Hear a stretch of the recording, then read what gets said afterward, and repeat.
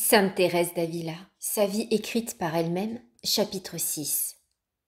Elle parle de la gratitude immense qu'elle doit au Seigneur pour sa résignation parfaite au milieu de si grandes souffrances. Elle montre comment elle prit le glorieux Saint Joseph pour médiateur et avocat, et quel avantage elle en retira. Après ces 4 jours de crise, je restais dans un état tel que Dieu seul peut savoir quelle torture intolérable j'endurais. Ma langue était en lambeaux à force d'avoir été mordue. N'ayant pris aucune nourriture dans cet intervalle, ma faiblesse était extrême. Aussi ma gorge s'était tellement resserrée que je me sentais étouffée, et je ne pouvais pas même avaler un peu d'eau. Mon corps me semblait tout disloqué, et ma tête dans un désordre complet.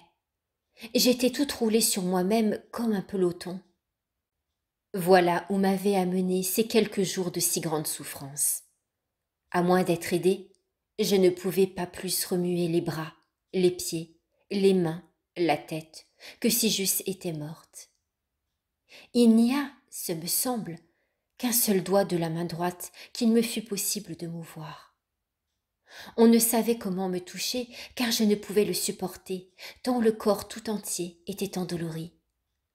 Aussi, pour me changer de place, était-on obligé de me soulever à l'aide d'un drap que 2 personnes tenaient à chaque extrémité.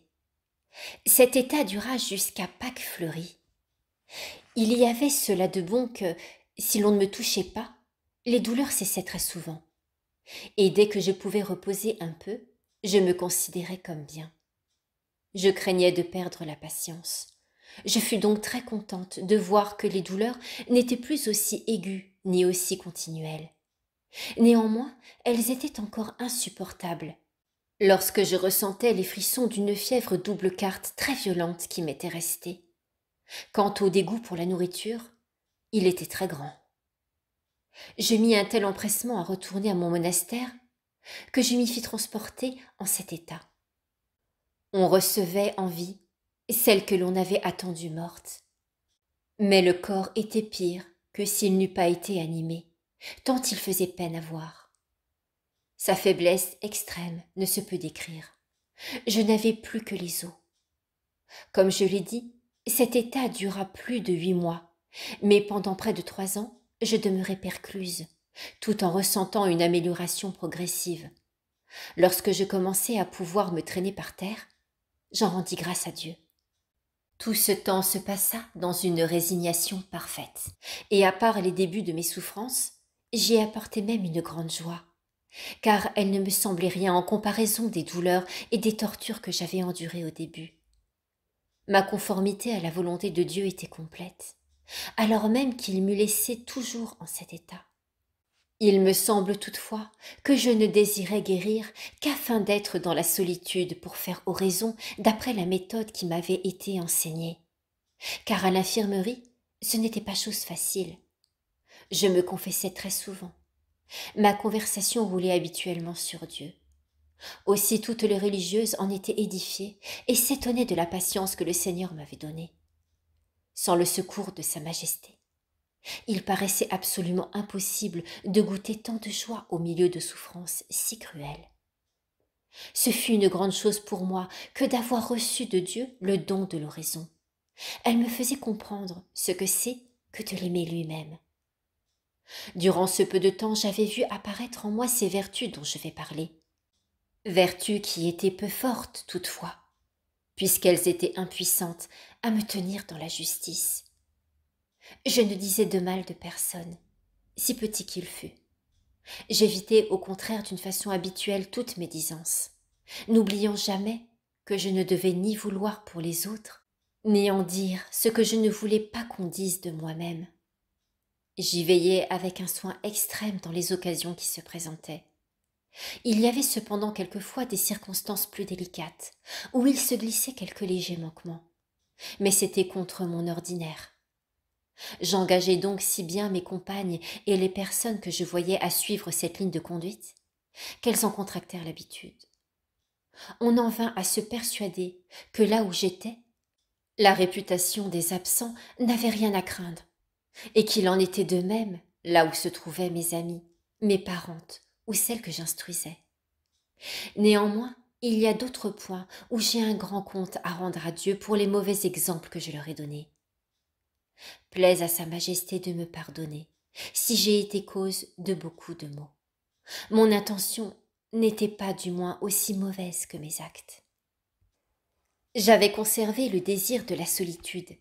J'aimais à traiter et à parler des choses de Dieu quand l'occasion s'en présentait.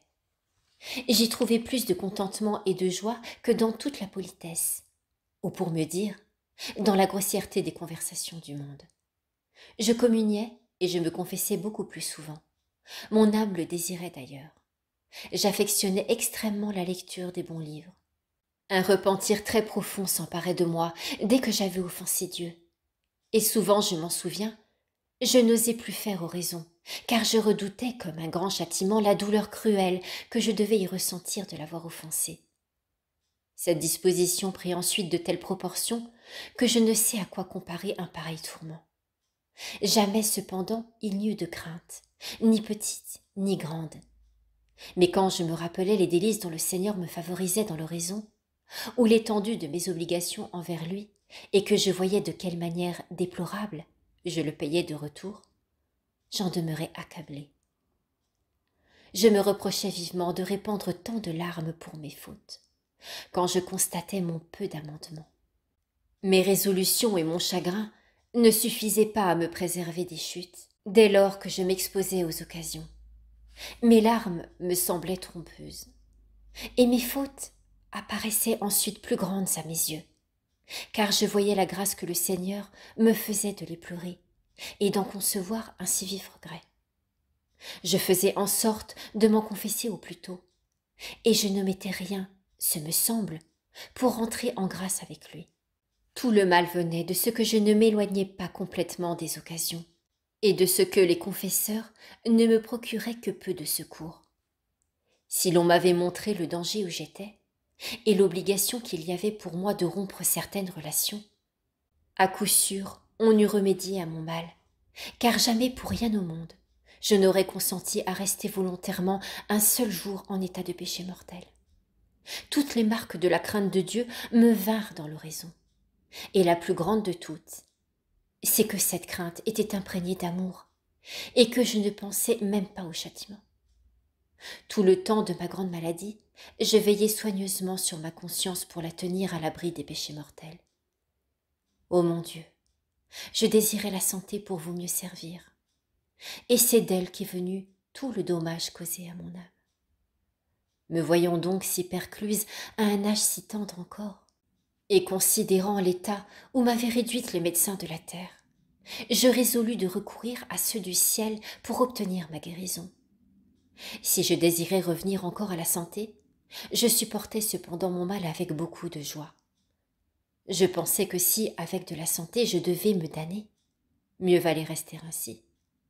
Néanmoins, je m'imaginais qu'une fois rétabli, je servirais Dieu d'une manière bien plus fidèle. C'est là notre illusion. Nous ne nous abandonnons pas entièrement à la volonté de Dieu. Il sait pourtant mieux que nous ce qui nous convient. Je commençai donc mes dévotions qui consistaient à faire dire des messes et à réciter des prières très approuvées. D'ailleurs, je n'ai jamais aimé ces autres dévotions auxquelles se livrent quelques personnes, les femmes en particulier qui y joignent certaines cérémonies de leur goût. Je ne pouvais les supporter. En réalité, il a été prouvé que ces dévotions ne convenaient pas et que c'était là de la superstition. Je pris pour avocat et patron le glorieux Saint Joseph, et je me recommandai instamment à lui. J'ai vu bien clairement que c'est lui mon père et mon protecteur, qui m'a guéri de cette infirmité, comme il m'a tiré également des dangers très grands où il s'agissait de mon honneur et du salut de mon âme. Son assistance m'a procuré plus de bien que je ne savais lui en demander. Je ne me souviens pas de lui avoir jamais adressé une supplique qu'il ne l'ait exaucée. C'est une chose merveilleuse que les grâces insignes dont Dieu m'a favorisée, et les dangers tant du corps que de l'âme dont il m'a délivré par la médiation de ce bienheureux saint. Les autres semblent avoir reçu de Dieu le pouvoir de nous assister dans une nécessité spéciale. Mais ce glorieux saint je le sais par expérience, nous assiste dans tous nos besoins. Notre Seigneur veut nous faire comprendre que s'il a été soumis sur la terre à celui qu'il appelait son Père, parce que c'était son gouverneur qui pouvait le commander, il défère également au ciel à toutes ses suppliques. C'est ce qu'ont reconnu par expérience plusieurs personnes qui, d'après mes conseils, se sont recommandées à lui. À l'heure actuelle, elles sont nombreuses les âmes qui l'honorent et constatent de nouveau la vérité de ce que j'avance. Je m'appliquais à faire célébrer sa fête avec toute la solennité possible. J'y apportais, il est vrai, plus de vanité que d'esprit d'intérieur, car je voulais que tout se fît avec bon goût et d'une manière parfaite. Mon intention était pure, sans doute. Mais j'avais le défaut, quand le Seigneur me donnait la grâce d'accomplir quelque bonne action, d'y mêler toujours une foule d'imperfections et de fautes. Dès qu'il s'agissait de mal, de recherche ou de vanité, je déployais beaucoup d'habileté et de diligence. Que le Seigneur daigne me le pardonner. Je voudrais persuader à toutes les âmes qu'elles doivent porter de la dévotion à ce glorieux saint. Une longue expérience, en effet, m'a montré les grâces qu'il nous obtient de Dieu. Je n'ai pas connu une seule personne ayant pour lui une dévotion vraie et l'honorant d'un culte particulier, que je ne l'ai vu plus avancer dans la vertu. Il fait progresser d'une manière admirable les âmes qui se recommandent à lui. Depuis plusieurs années, ce me semble, je lui demande une grâce le jour de sa fête, et je l'ai toujours obtenue. Et lorsque ma supplique est quelque peu de travers, il la redresse pour le plus grand bien de mon âme. Si j'avais autorité pour écrire, je m'appliquerais très volontiers à raconter dans tous leurs détails les faveurs dont ce glorieux saint m'a favorisé, ainsi que d'autres personnes. Mais pour ne point dépasser les limites qui m'ont été fixées, je serai brève sur ce grand nombre de points, et plus même que je ne le désirerais, tandis que sur d'autres points, je serai plus longue qu'il ne faudrait. Enfin, je ferai comme une personne qui n'apporte en toute bonne œuvre que peu de discrétion. Je demande seulement pour l'amour de Dieu à celui qui ne me croirait pas d'en faire l'épreuve. Il verrait par son expérience combien il est avantageux de se recommander à ce glorieux patriarche et d'avoir pour lui une dévotion spéciale. Les âmes d'oraison en particulier lui doivent un culte tout filial. Je ne sais d'ailleurs comment on pourrait penser à la reine des anges et à toutes les souffrances qu'elle a endurées en compagnie de l'enfant Jésus, sans remercier saint Joseph de les avoir si bien aidés, alors l'un et l'autre. Que celui qui n'aura pas de maître pour lui enseigner l'oraison prenne ce glorieux saint pour guide, et il ne risquera point de s'égarer.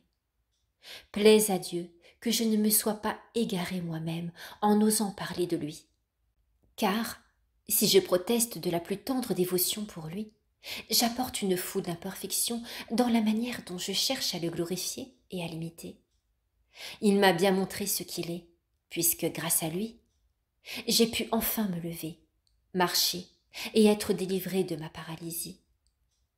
Et moi, étant ce que je suis, j'ai mal usé d'une telle grâce. Qui aurait dit que je devais sitôt tomber, quand Dieu m'a accordé tant de faveurs, quand Sa Majesté avait commencé à orner mon âme de vertu, qui d'elle-même me stimulait à le servir, quand je m'étais vue si près de la mort et en si grand danger de me damner, quand j'avais été ressuscitée corps et âme, à la stupéfaction de tous ceux qui me voyaient encore en vie.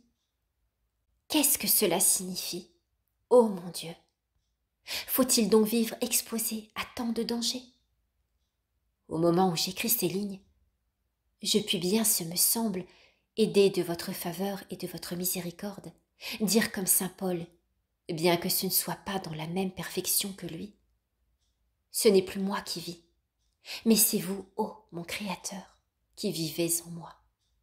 Tellement, en effet, depuis quelques années, d'après ce que je puis comprendre, vous me soutenez de votre main. Je trouve aussi en moi des désirs et des résolutions de ne faire aucune chose, si minime qu'elle soit, contre votre volonté. C'est ce que l'expérience m'a montré d'une certaine manière en beaucoup de circonstances ces dernières années. Sans doute, il doit se glisser, à mon insu, beaucoup d'offenses contre votre divine majesté. Mais il n'est rien, ce me semble, que je ne sois fermement résolue d'accomplir par amour pour vous. Et en réalité, vous m'avez prêté votre secours pour mener à bonne fin plusieurs entreprises. Je n'aime ni le monde, ni rien de ce qui le concerne. Aucune chose, ce me semble, ne saurait me contenter en dehors de vous, et tout le reste me paraît une pesante croix. Je puis me faire illusion, et peut-être n'ai-je pas ces dispositions dont je parle. Mais vous voyez bien, vous, ô mon Seigneur, que d'après ce que je puis comprendre, je ne mens pas. Je tremble, et à bon droit, que vous ne m'abandonniez encore, car je sais où peuvent me conduire ma force et mon peu de vertu, si vous-même ne me soutenez constamment et ne m'aidez à ne point vous abandonner. Plaise à votre majesté que je ne sois pas abandonnée de vous en ce moment même où je m'imagine posséder toutes ces dispositions dont je parle. Je ne sais comment nous voulons vivre sur cette terre, puisque tout y est incertain. Ô mon Seigneur, il me semblait déjà impossible de vous abandonner si complètement. Mais, après vous avoir été si souvent infidèle, je ne puis m'empêcher de trembler. Car vous étiez-vous éloigné un peu de moi, que je retombais aussitôt à terre. Soyez bénis à jamais. J'avais beau vous abandonner, vous ne m'abandonniez pas complètement. Mais vous me tendiez plutôt toujours la main pour m'aider de nouveau à me relever. Et moi, ô mon Dieu, je la repoussais bien souvent. Je ne voulais même pas entendre ces appels réitérés que vous m'adressiez, comme je vais le raconter maintenant.